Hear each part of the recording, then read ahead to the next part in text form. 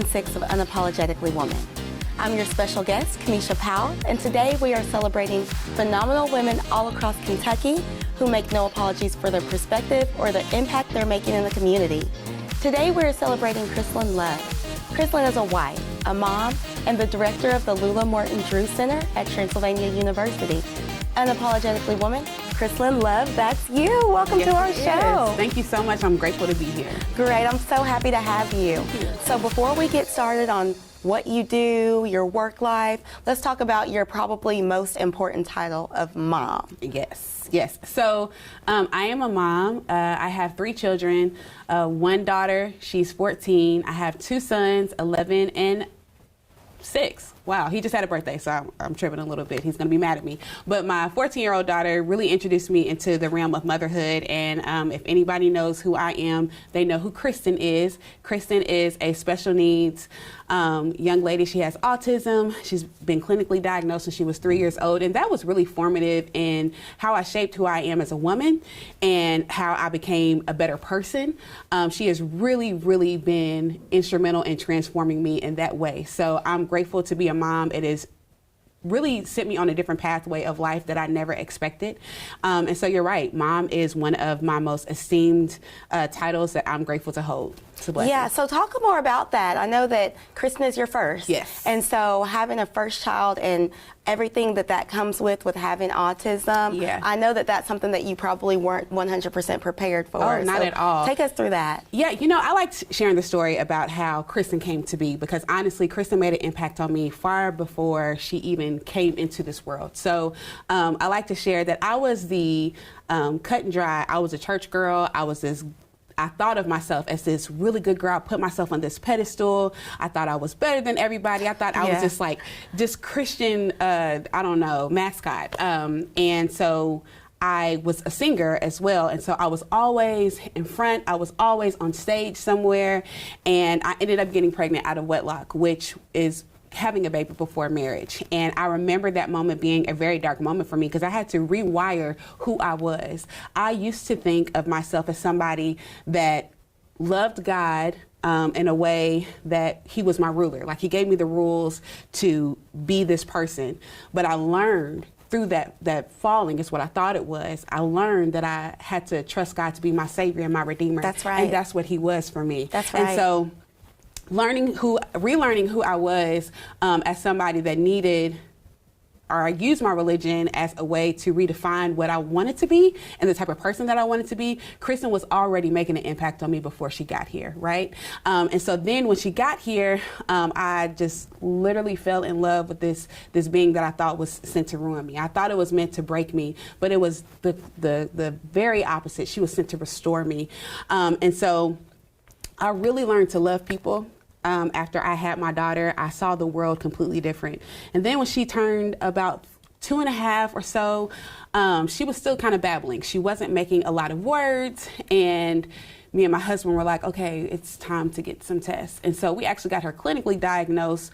And I like to share that because sometimes if you need resources in order to get those insurance, be able to, use insurance, you have to get clinical diagnosis. So Right. I like to share that with people. I'm glad to. Not a lot of people know that. Not a lot of people know that. They just think, okay, if we can get her assessed, then she's fine. But getting clinical diagnoses is the way that you can really get the resources that cover you need. That. Yeah. And so once we got her in therapy, we started seeing some changes. But even now, I realized that my life will never look like somebody who has normative children, right? My daughter is neurodivergent, and she will be neurodivergent for the rest of her life. And so when I used to have these visions of my husband walking my daughter down the aisle, and she's able to go to ballet, or she's able to do things that I thought was her path, I had to really think about what's most important. And my most important mission in motherhood is trying to cultivate my children in a way that they're the best version of themselves. And however that version shows up is the version that I have to make peace with. Correct. So, I think that shaped how parenting looked for the rest of my children. And again, it even shapes how I show up in the world. I'm always looking at accessibility. I'm always looking at who is missing from the table. I'm always checking to see if the places that I'm in are welcome and inviting to everybody. So, and I love that. And who's to say you would still do that should you have not experienced that situation? You hope that you would be, this mindful person, but I don't know that I would have been. Because you don't know what you don't know. Exactly, yeah. exactly. I never had to experience that. And, I was able to soar through school without even trying. And so thinking about, again, how the resources are for underserved children and underserved populations, those are things that I did not organically think about. So I thank God for my journey, and I know that every step that I took was a step that I was supposed to take. That's right. And He chose you to do that. Yes, He did. And what an honor it is that He chose me, my hot mess of a self, but He chose me, and I'm grateful for that. Yeah, and you said you were the poster child, but I see that as being the poster child of what God can do and how God can use somebody. Sure.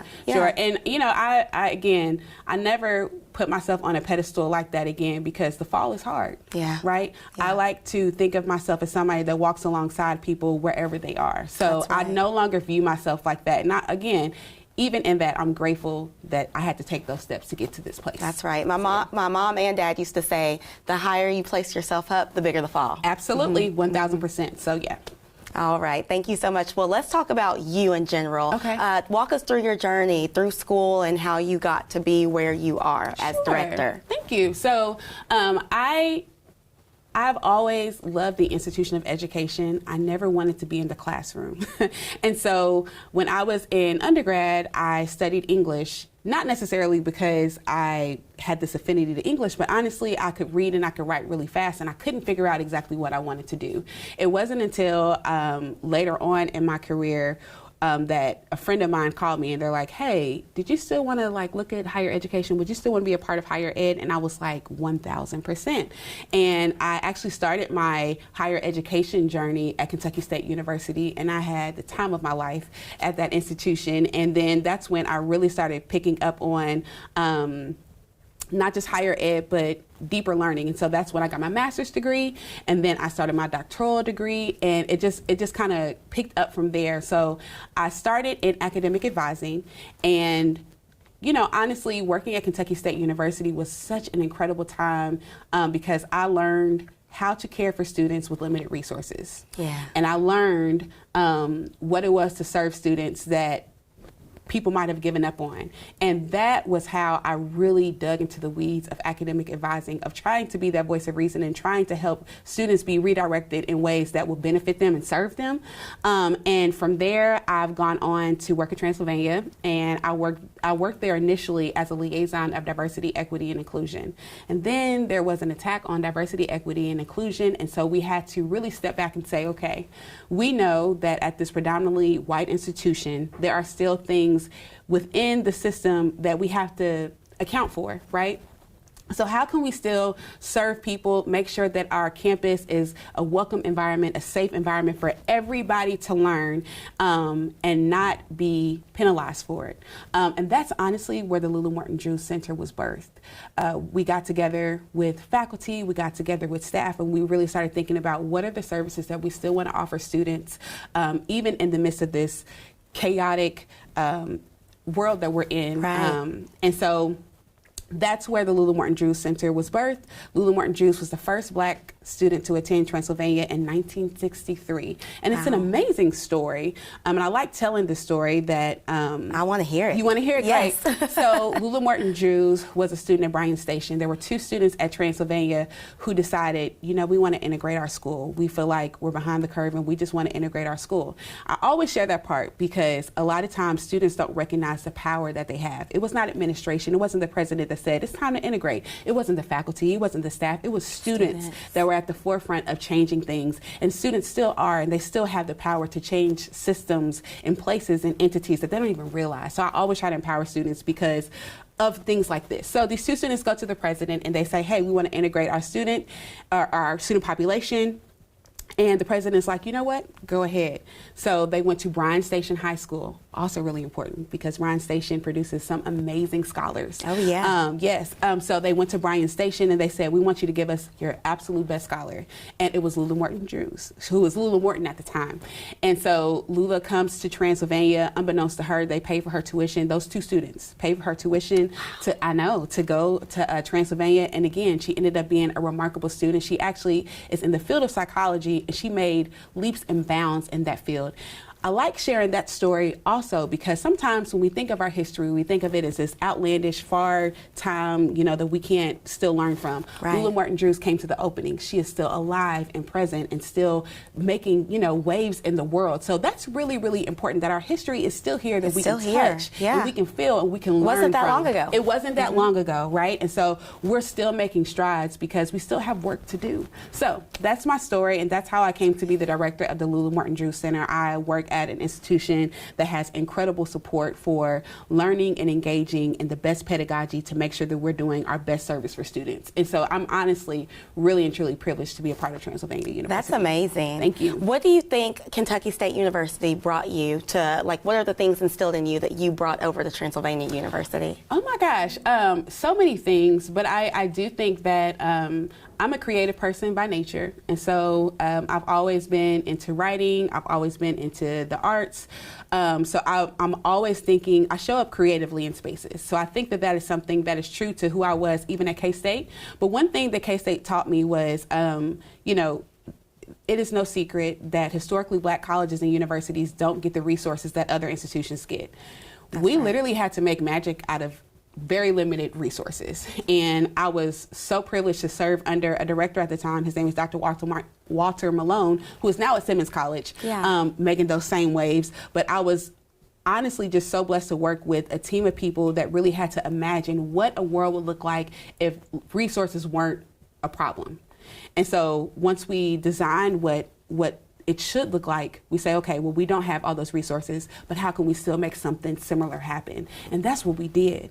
And so I have taken that mindset everywhere that I go, but especially when I show up to work, because, I am a one-person office, so that was a big adjustment. So you have no staff? I have no staff. So I do a lot of programming, and I'm completely and totally by myself. Wow. Because I hear a lot about your programming. Thank you. So to know that you're just a team of one. I'm a team of one, and it's exhausting. So this week alone was exhausting. Yeah. But I honestly feel like I was equipped by imagining what I would want to happen and what I could make happen, because we can't always get what we want, but we can try to make magic with what we do have. And so really and truly maximizing the limited resources that I have, I learned that from Kentucky State. Awesome. Through and through. Awesome. Yeah. Yeah, you're you need to do that. Yes. You have to be adaptable. 100%. So I was looking at a long list and reading through all of your accomplishments, but I also saw that you said your biggest, what touched you the most is that someone said they want to be a Krissalyn Love for someone else. Oh my gosh. What does that mean? That was probably one of the top compliments that I've ever received. So this happened while I was working in Transylvania, and I had a student worker in my office at the time. And she was a commuter student, which if you've ever worked in higher education, you know that our commuter students require more effort, but we rarely get the time to really help commuter students, because commuter students, that means people that don't live on campus. They typically have outside jobs, they typically live with their family, so that comes with a laundry list of reasons why they can't be involved on campus. But this particular commuter student, she was a student worker in my office. And we just ended up we have an affinity for reading books. So we started having conversations just about reading books. What I learned, though, was that this particular student, she was a first-generation college student. She was a commuter student. She had a 3.7 GPA, which is an incredible GPA. I mean, the girl is just smart. And so she comes to her senior year, and I'm like, okay, what's the plans for next year? Now, one thing that my institution prides himself on is we try to prepare students for the next step. But there's a gap. So this particular student, like I said, she had all the accolades, and she was actually involved on campus. And I'm like, what are you doing next year? What does next year look like for you? And she was like, I don't know. Nobody's talked to me about it. I'm like, huh? And so I made it my mission to really talk to her about what was next. And so we worked together. We came up with her mission statement together. We came up with her, like what she was going to come up with, because she was in creative writing. So she had me read through her creative writing pieces that she was going to submit. And so we really worked hard. And she had no idea that she would even be qualified for graduate school, which was alarming to me, right? With because she had, with that GPA, with her involvement, like she should know that her next steps could be grad school if she wanted it. So long story short, she ended up writing this piece where she's like, I want to be Krissalyn Love for somebody else because nobody else saw me, but you did.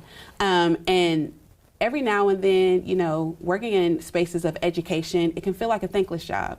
But every now and then you get those things that keep you going, that keep you pushing. And that was one for me that, like, even though things were crazy at the time, I was able to make an impact on somebody's life that'll be there for the rest of her life. And what an honor and privilege that is to serve in that way. So, that is an honor. It gives you your why, reminds you of your why. It reminds me of my why. That's right. Yes. That's right. Yes. Well, I'm going to kick it to you for the last word for young girls that are looking up and that want to be a Krissalyn Love. What would you say to them? What would I say to them? That's a really good question.